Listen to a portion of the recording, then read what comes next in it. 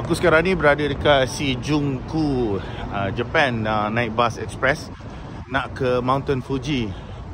Actually this is my second time lah datang kat sini, on a true anniversary with my wife, and this is gonna be a lot of fun. Kita akan explore, mungkin aku akan buat vlog.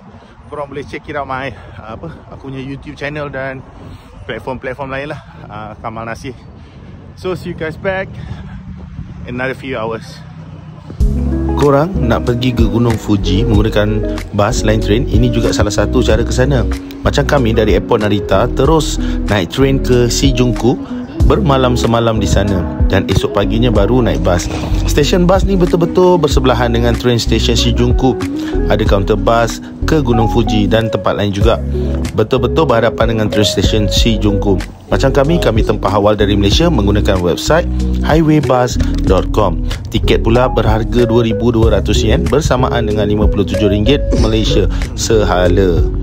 Perjalanan ini mengambil masa lebih kurang 1 jam 20 minit, lebih kurang 105 km.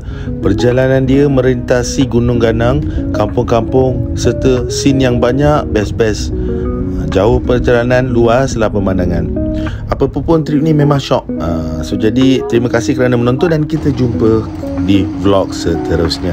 Jangan lupa subscribe Kamal Nasir. Okay guys, kita dah sampai. Kalau korang boleh nampak lah, aku rasa boleh nampak ni. Nice.